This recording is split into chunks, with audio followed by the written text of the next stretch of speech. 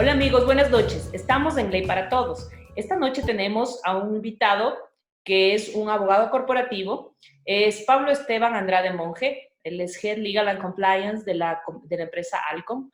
Es un abogado por la Pontificia Universidad Católica del Ecuador. Tiene un diploma en Comercio Exterior y Comercio y Política Exterior de la Flaxo, una beca en IDLO, Italia, máster en Derecho de la Empresa de la Universidad de San Francisco de Quito y una especialización en Compliance de George Washington University Business School, ADE. Pablo, buenas noches. Hola María Azul, ¿qué tal amigos? Buenas noches con todos. Pablo, tú eres un asesor corporativo y una de tus especialidades es el compliance, que significa el cumplimiento de la normativa, ¿verdad? Que generalmente se encuentra aplicado en las empresas. Primero, una consulta de rigor. ¿Qué opinas de la justicia? Bueno, la pregunta es muy amplia, pero es muy buena a la vez. Justicia creo que es el objetivo que todos los que estudiamos derecho en alguna vez quisimos entender y alcanzar.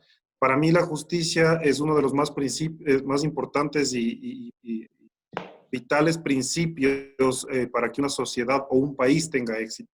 Justicia, lo aprendimos en las aulas, es dar a cada quien lo que se merece, pero el concepto va mucho más allá. El concepto debe ser más holístico en el sentido de buscar alternativas de solución a conflictos para las personas que viven en una sociedad. Solamente una sociedad que tenga justicia puede alcanzar el éxito como tal. Excelente, estoy completamente de acuerdo y si bien todos tuvimos el mismo concepto, cada uno tiene sus marcados ideales en la definición que podríamos dar. Pablo, ¿qué es el compliance corporativo? Ayúdanos explicándonos un poco detallado, no en el extenso, sino en el conciso de lo que significa el cumplimiento de la normativa. A ver, es la misma pregunta que tú me haces, la misma pregunta que hago yo en mis procesos de entrenamiento interno. ¿Qué es compliance? ¿A qué te suena compliance? ¿Qué significa compliance? ¿O qué viene a la mente cuando te digo la palabra compliance? Y ahí tengo conceptos y tengo definiciones de muy largo alcance y muchas de ellas acertadas, muchas de ellas exploran tal vez la respuesta, pero a la final el compliance no es sino llegar a establecer una serie de normas y regulaciones internas en una compañía para mitigar riesgos. Así de sencillo. Y me vas a preguntar, ¿qué tipo de riesgo? Pues entonces la respuesta va a ser depende. Depende de la industria en la que estemos trabajando. Por ejemplo, los riesgos de la industria aeronáutica no van a ser los mismos riesgos de la industria de las construcciones o la industria de contrataciones con el Estado en temas de petróleos, por ejemplo, o los mismos riesgos que tiene la industria farmacéutica.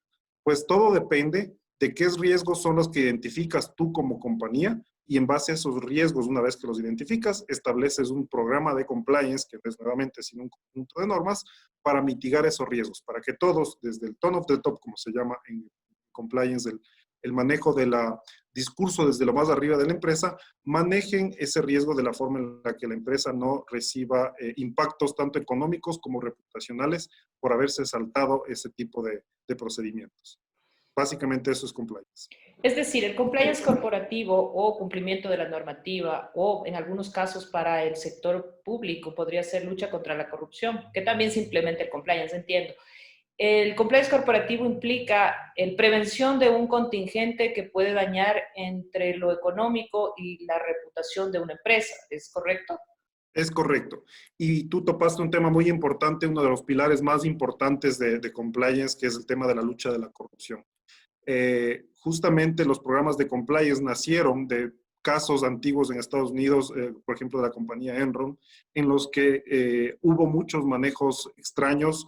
No quiero utilizar la palabra corruptos, aunque hay muchas personas que lo dicen en ese sentido, en el que se falsificaron o se malversaron o se mal manejaron registros contables, se tomaron decisiones que buscaron maquillar los resultados reales de una compañía en el sentido de darle unas expectativas de crecimiento irreales a las que en verdad iban a suceder. Entonces, justamente para mitigar ese tipo de riesgos como el como tú mencionas, el de corrupción, es que se establecieron este tipo de programas.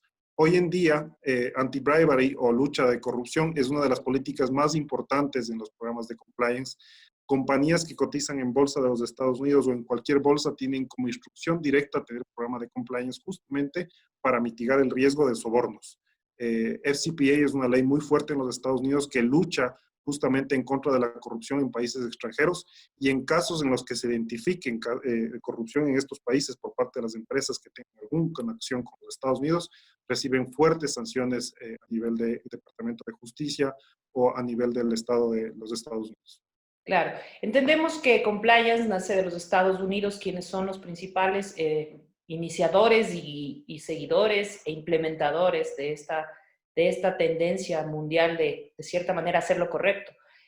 Hay países como España que ya han sacado una normativa lo suficientemente fuerte para regular de forma penal a las empresas que no cumplen con este tipo de alineamiento a sus empresas matrices. ¿Cuáles son los elementos de un programa de compliance, a tu criterio, Pablo, que deben implementarse dentro de una compañía para que su respaldo sea un poco más eficiente? En primer lugar, lo que sí que definitivamente debes tener es un programa de normativas, ¿no es cierto? Unas normativas que te amparen justamente ayudar a mitigar cuál es el riesgo que tú tienes identificado. Pongamos el ejemplo que mencionaste antes, sobornos o corrupción. ¿Cuál es el principal riesgo de una empresa farmacéutica, por ejemplo? Sobornar a sus médicos a los clientes médicos para que ellos receten los productos por los sobornos que reciben, más que por los beneficios o las características de esos productos. Entonces, cuando tú identificas que tu riesgo es que la gente del área comercial o alguien de la compañía pueda sobornar médicos, sabes que tienes que establecer una normativa. Entonces, te pondría como primer requisito una normativa sólida y clara en el sentido de mitigar el riesgo. En segundo lugar, un canal de denuncias. Es súper importante que la gente esté consciente de cuál es el canal en que ellos pueden presentar una denuncia en caso de que alguien de la compañía esté cometiendo una irregularidad. La idea de estos canales whistleblowers o canales de soplones, porque se los llaman así en la traducción al español, es que estas personas que tienen algo de información de buena fe hagan esas denuncias y puedan las personas encargadas de analizar y luchar en contra de estos riesgos puedan analizar el caso y tomar resoluciones a tiempo para que no se venga encima el riesgo. Un tercer punto diría yo tener un compliance officer, pero no necesariamente eso significa que tú debes tener una persona dentro de la compañía, pues depende del tipo de compañías. Hay muchas otras compañías que ofrecen servicios justamente como de compliance que te ayudan a mitigar tu riesgo, a identificarlo en primer lugar, a establecer políticas y tercero, jugar ese rol importante del compliance officer, que no debe ser como una persona que persiga a culpables o que persiga a las personas responsables de cosas, sino más bien un business partner, una persona que vaya de la mano con el negocio, enseñándole o hacerle ver cuáles son sus riesgos principalmente y en ese sentido tomar los correctivos en su momento, ir entrenando cada día a las personas en el por qué cumplir con esa normativa y cómo mitigar los riesgos. Pienso que esos son los tres pilares importantes. Hay muchos elementos más en los programas de compliance, pero básicamente tú puedes tener un buen programa con esos tres pilares. Sin duda alguna, la implementación del compliance se reduce a un traje a la medida. Escuché alguna vez, no es fácil implementar, como muy claramente lo has dicho en tus ejemplos, en una farmacéutica que en una constructora o en un jardín de infantes o en cualquier otro sitio que no sean de las mismas características. Es muy importante que las personas que nos escuchan sepan que el compliance tiene que ser adaptado a las necesidades y realidades de cada una de las empresas.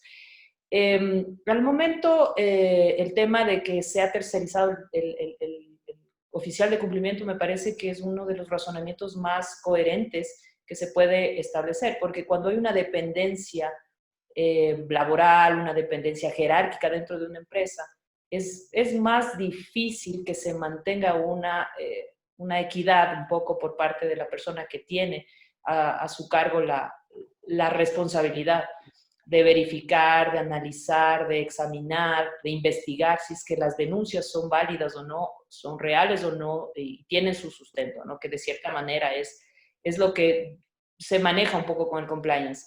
En este momento...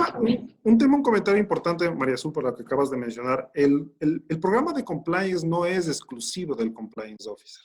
El programa de compliance es de responsabilidad de todas las personas del liderazgo de la compañía y después de todas las personas que forman parte de una compañía. Si tú esperas que sea el compliance officer el dueño de la política y el dueño de los procedimientos y esperas que la carga de la responsabilidad caiga solamente en esa persona, entonces tu programa de compliance va a fracasar completamente. Un programa de compliance tiene que ser consciente por parte de todo el equipo de liderazgo de una compañía y en ese sentido hacerle responsable a todas las personas que integran una corporación. Perfecto, nos queda clarísimo. Me refería un poco a que siempre es mejor que la responsabilidad que tiene per se, no de todo el plan de cumplimiento, sino de sus responsabilidades siempre son mejores si son un poco independientes de una responsabilidad hacia un jerárquico superior o hacia un jefe per se, ¿no?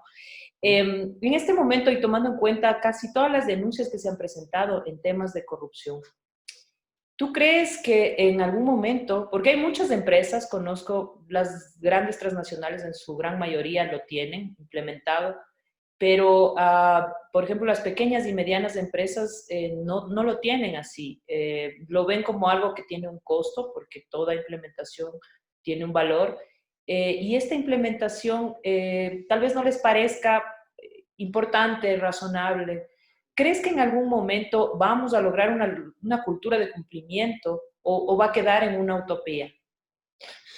Si tú preguntas o un gerente de una compañía se pregunta cuánto me va a costar establecer un programa de compliance adentro de la compañía versus las sanciones o los riesgos reputacionales o económicos que yo puedo tener si no tengo un programa de compliance, estoy más que seguro que el gerente de la compañía o el board of directors de la compañía va a pensarlo seriamente en establecer o no un programa de cumplimiento. Así es.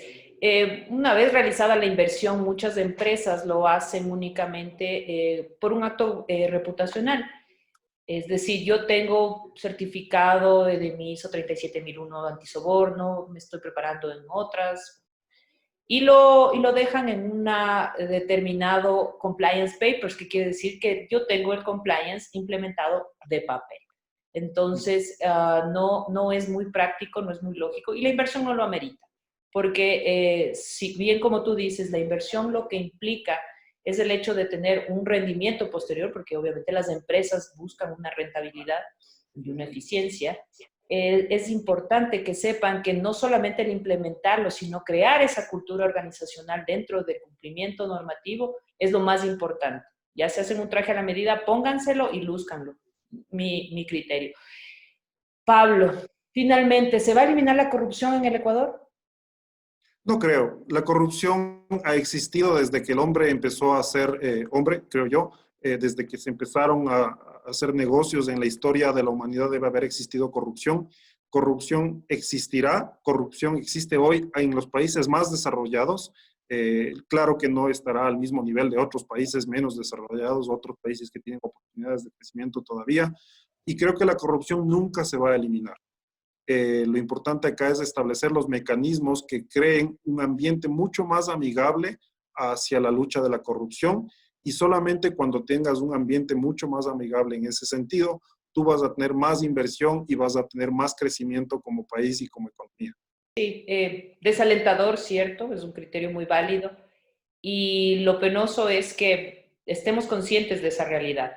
Podemos seguir tratando, podemos seguir luchando, pero es una posibilidad que suceda o no. Pablo, te agradezco muchísimo por tu tiempo, por tu apertura y por tu gran colaboración. Muy buenas noches. Con mucho gusto. Esto fue Ley para Todos. Con mucho gusto, gracias.